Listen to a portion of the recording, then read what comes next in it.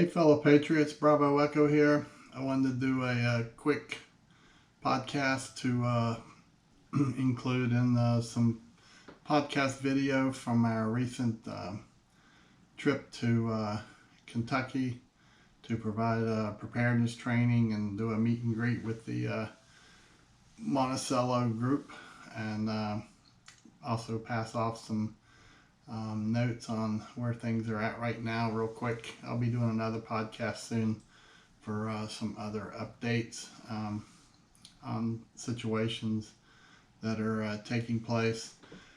We had a whirlwind month of August with trips to, we had Crossville, Tennessee, Waynesville, North Carolina.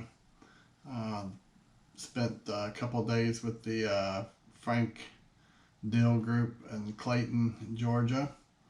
Then we were over in Black Mountain, North Carolina, providing some training.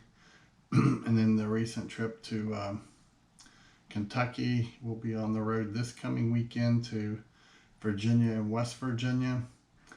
And then we'll be adding a quick trip to Huntsville, Alabama, to meet with the Huntsville team leaders to get some information to bring back to share with other Patriots.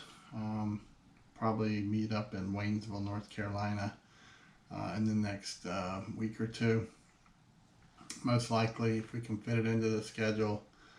So we had a great trip to Kentucky all the way around.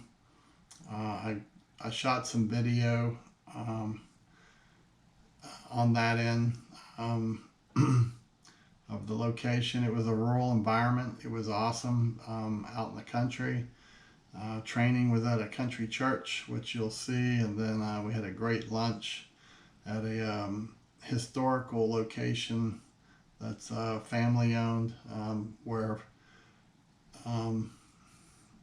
you could consider it to be years ago the Amazon or Walmart.com was the country store, and as of recent they're serving some lunch in there now, so it was a great setting. Enjoyed having lunch at the table with some of the attendees to the event, and then we went back and had the afternoon session, and then about an hour after training of just chattering with the group on some topics that was going on in the world today. And I included a little bit of that video in here as well, and then an interview with our Patriot leader in Monticello, who some of you will recognize. And he had a great event, and look forward to future opportunities to help that team grow and hopefully establish some more HFS community groups to better prepare civilians in preparedness planning, food, water, shelter, security. And hopefully while we're on the road in these locations, those of you who are at other locations, you're continuing to plan and teach and vet and bring in potential members to advance your skills needed around your areas. We had a great trip to Franklin, to Clayton, Georgia, with the team down there, and they got in some day firing and handguns to help. Some was familiarization, the other was just firing. And then some conversation on ham radio, antennas, satellite phones, and equipment. So all these areas, whether it's Huntsville, Monticello, Clayton, the Frank Dill group, and other areas, folks are continuing to train and build upon their community team development. So it's all great, and even the things I'm seeing on the Signal app amongst HFS members, information sharing, and whether it's medicinal type items or canning, gardening, and so forth. So these are great chances to learn from others with skills, and that's the goal, is to share and continue development and helping folks learn. So thanks to everyone who's participating, whether you're leading and putting these events together or you're helping set up so that people within your group can teach skills to others. So big thanks from myself, and I look forward to continued development, and hopefully we have some interest in standing up a group potentially in Stone Mountain, Georgia, and recently potentially in Harrisonburg, Virginia. So that's what it's about, what we're trying to do. It is time consuming and it eats into available time for other things, but the bottom line goal is to get as many people prepared, food, water, shelter, security, to help them build a self-reliance or insurance package. Whether it's one of the many natural disasters that we're experiencing the last few weeks with heavy rains and flooding in North Carolina, Middle Tennessee, Hurricane Ida just went through. So we can't predict these events, but that's why we're preparing, is to better help our own family and our communities. So without further conversation, I'm going to go ahead and move into the videos podcast from Kentucky. So until the next podcast, everyone stay safe and be blessed, and continue preparing and helping one another. And if you need anything, just reach out, email me. You can reach me at preparedness101@protonmail.com. And if you're new to Hope for Survival, I can send you an information link to kind of introduce you to the programs that we're working, and so forth. So we are continuing to grow and add new members at all experience levels. So until next time, thanks for supporting Hope for Survival. Be blessed. And here we have the country church where we're actually doing the preparedness training all day today. It's a perfect setting here in central Kentucky to talk about preparedness and off-grid and things of that nature with the group who is here. So had a great lunch in a little family-owned place, and now back to afternoon training where it's extremely hot, so the air conditioning will feel great. You're not being truthful, you just don't have to reveal everything. Correct. You know, have you been watching the news lately? Have you seen what's going on with all them farmers and that drought out there? Heck, I told Lucy to buy some extra food, right? And see what they say. I haven't been paying attention. Or we don't really worry about it because we already stocked some food for emergencies. Ding, ding, ding. Right? Just bait them. You can be truthful. And it's part of your pre-event. This is stuff you want to know now. Right? Better now. I don't think there's ever going to be a mandate that says, hey, the Second Amendment's gone, because the Second Amendment's there so that can't be mandated. But it looks to me like if they wanted, the only way whoever they are today, if they wanted complete control, all they would have to do would be attack the power grid. You know, because if you show up to get a block of cheese and a loaf of bread and they say, we can feed you, but you're gonna have to turn in X.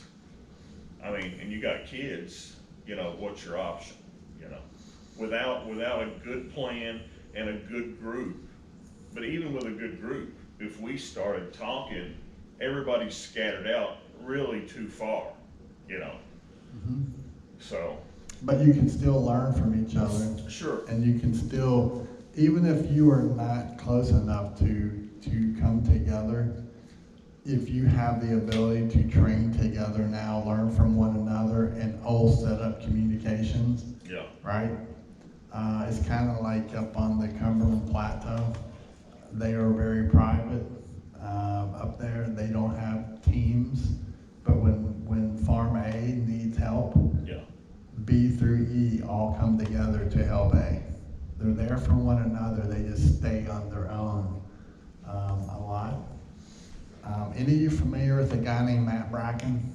Yeah. Matt's awesome. He wrote an article in the last 6 months. I think he wrote it for North Carolina, NC Renegade maybe. I think Matt's brilliant, personally. But he wrote about how they can extend their powers to take control and to take us down just through the digital platform. They can unleash control through the digital platform to basically shut us down to our knees. The IRS, the cell phones, the IRS, the vaccine passport, right? Your banking, everything's digital. Your health care. That's why having hard resources as a group, right? If they say, you don't have a vaccine, you can't come out in public, right? So you can't go to the bank and get money out to buy food to prepare, right? But those who are already prepared, you can at least have an insurance policy of some sort of sustainment to take care of you and your loved ones. And that's going on live in Australia right now. Yes, it is. But most Americans won't pay attention. It won't happen here. It hasn't happened before. As long as the AC's still on, most people ain't gonna get off the couch. Yeah. That's what I've learned. I kind of have, I've shared it with the Thursday Zoom group before, but I kind of have a running joke with my sidekick Festus that I do not believe the Patriots on the right will ever stand up for the flag and our country. They will not go past their mailbox. I just don't think they will. As much as has happened to this point, and I believe the government wants the Patriots to use and deplete the biggest threat to them, and that's the ammunition. They know that we're sitting on a gold mine, and that's why most foreign entities will not come in our country. Yeah. They do not want to commit ground forces because of the hundreds of millions of rounds of ammo that we're sitting on. So if they get a civil strife, racial, whatever, it'll burn off some of that, right? Now you can say, okay, well, it's depleting population, which is a goal, right? But it's also depleting that resource. In your lifetime of studies, who is they and what do they want from us? Well, it depends how deep you want to go. I firmly believe it's good versus evil. Yeah. In the big picture of things. Yeah. It is an evil satanic side against good, right? But coming closer, it's not fair to categorize all of them, but we'll say 99.999% of them, I believe, are from the left. So a lot of it's international influence, foreign bankers, the Rockefellers at the top. Well, I think 90%. Controlling. I think 90% of the left don't even know what's going on. They don't pay attention. Yeah, I mean, I think they read a couple headlines and say, well, here's the fact. I ain't got nothing to worry about. Right, they're the sheep that just follow and do what they're Yeah. told because they're getting money. They don't really Yeah. care. Yeah. But what would be really interesting is to find out who's got that little puppeteer thing over Biden's head controlling him doing the stupid Well, shit. escaped from Afghanistan. Who has the little over him? Yeah. Who's holding the string? Oh, the short man with egg roll. You like your fried rice? There's no doubt. Oh, of course. I know it's easy to see how, No doubt. you know, the military industrial complex has got rich for 20, well, Since Eisenhower, he yeah, warned us yeah, against it. yeah. But now Big Pharma's got their hand in and they're getting paid, so. There's some who believe that the $160 million in cash that was sitting on the pallets is actually going to make its way back into the United States to several of our politicians. I've heard a theory on that as well. I don't doubt it. You know, I mean, war is money. There's no it's all words. There's no consideration for the young men and women who lose their lives on the battlefield. I'm sorry their family, you know, they died for their country. War is money. Yeah. Future technology is tested and created and tested for conflicts and wars, Yeah. right? It's how we advance. You can do so much of it in simulators and computers, but to get the real effect of it, that's why oftentimes when you, like in the Middle East, a year or 3 ago, in Syria, when the US and Russia and I think China, they were all over there using different pieces of equipment. It was all future stuff. It was an opportunity for them to go in there and test new radar systems and at the cost of human life. You know, humans are fodder, sadly. And many of our politicians on both sides have lined their pockets through defense contractor companies. Well, it's easy to see now that you see who's voting for all this ridiculousness, you know. Yep. You mentioned the military earlier, how the government cannot use the military to Any preparedness event is not complete without a meal. Look at these: baked beans, smoked pork, brisket, macaroni and cheese, slaw. This is all part of the second annual Preparedness Day in Monticello, Kentucky. And this is actually a family-run. This used to be the Amazon.com, Walmart.com years ago for the country store, family owned, and actually the family cooked the food for today. So Hope for Survival loves going on the road when there's food involved. So this is awesome. Sorry y'all had to miss it.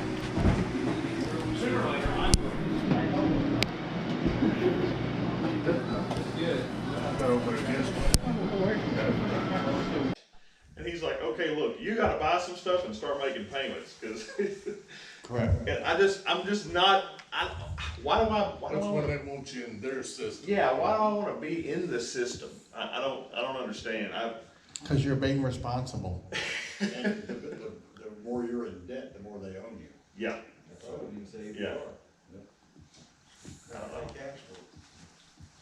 But I see the narrative now with the unvaccinated. Well, Sean Penn come out and said, you know, something about being unvaccinated is like pointing a gun at me, you know. I mean, this is how it starts. When you slowly start to see, it escalates and it snowballs into mom's sick because her coworker's not vaccinated. They're going to turn people on people. Right, right. But being stupid is like being Sean Penn's twin brother.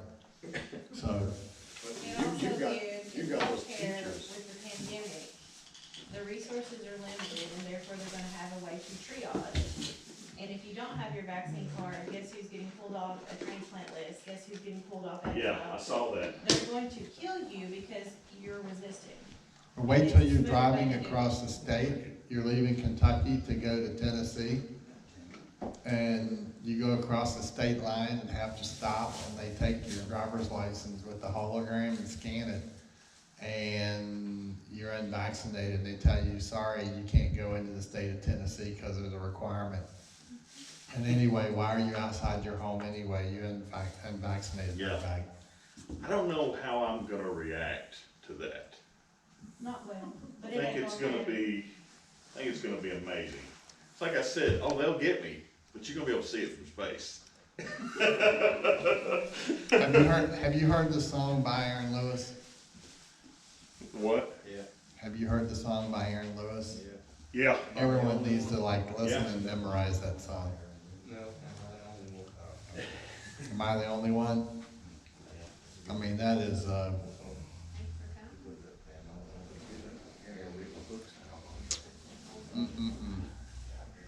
Anyone else have any questions?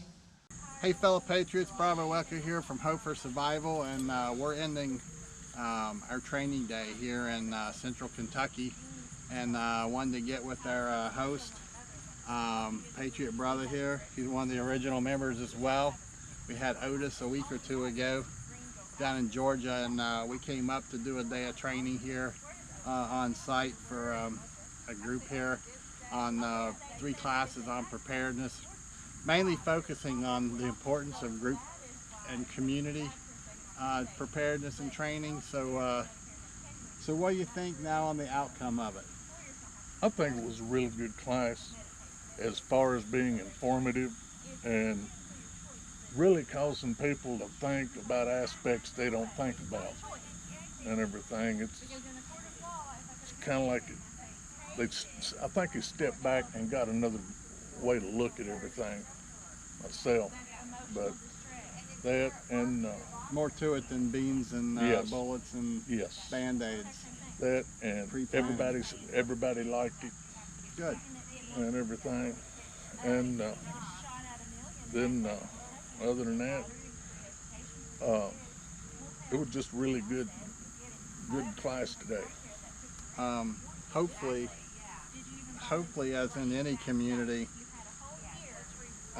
specifically for here today, this is going to be a building block for the group here to build off of, to find like-minded individuals to vet and build upon, to either expand their group here, or else maybe connect to a second group to set up some mutual aid and support of like-minded individuals here. It's a beautiful area here, and kind of, I guess you could kind of consider it rural. There's probably 120 miles roughly to the nearest major city in any direction, so it's pretty awesome up this way, especially to find like-minded individuals spread out. It turned out pretty good, especially with that other group Yeah.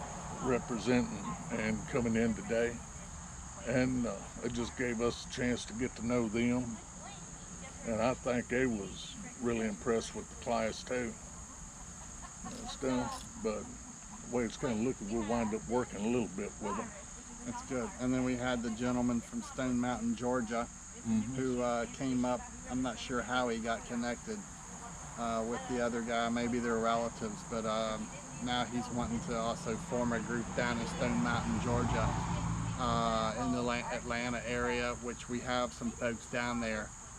So that would be awesome to expand from Frank Dill area, Clayton, Georgia, Calhoun, Adairsville, and then on down to Stone Mountain. So that'll kind of help at least get a somewhat north central maybe, and towards the southern part to get moving throughout Georgia to help, and then help folks get connected. So yeah, it was entertaining. A lot of good post training. Probably had an hour of conversation, good questions from the folks that were attending here. And everybody left learning something. Yeah. The folks that were here today, from the questions they're asking, they're paying attention, and they're paying attention to what's going on in the U.S. and what's going on overseas. Some of the folks were retired law enforcement, retired government, so that was kind of nice to have a nice blend of, I think we pretty much had all age groups. Right. This might be the youngest group age-wise that we've had. Really? Yeah. Yeah, you had quite a few under the age of 50. Oh yeah, we had So that's several. That's good. A lot of the other areas they might have one or two, but most of the folks are more 55 and up. Yeah. So that's good that just for the training part of it, but also sharing skills to the younger folks. So then in time they can share it as well to maybe their children to continue these learned skills. And I think they will. I mean, I really do. They're really wanting to learn and to do more and stuff. So, but that's where hands-on comes in at. Yeah. Well, we sure appreciate what you're doing up here. The last three, at least I know, the last 3 years since we met with Hope for Survival, that being able to come back up here for the second annual Preparedness Day and to help folks. But it's like coming back and spending time with family. We enjoy it thoroughly. We do too. Yeah, any opportunity to cross paths and knowing that what you're up here trying to do, it's like you're planting your garden and you're you're kind of mentoring the crops and nurturing your crops, but it's of people, of folks to be prepared and faith-based, as well as skills and preparedness. So that's pretty awesome, So well, I appreciate you stopping by. Well, thank you. And as always, thanks for having us. We'll And, look forward to it again. We'll hopefully we'll get our plant person, Herbie Chick, through here soon to get you a class on that. Because there's several people like it. So till next time, we're departing Kentucky, heading back south to East Tennessee. So thanks for tuning in. This is Bravo Echo from Hope Survival. Be blessed, stay safe. Bravo Echo out.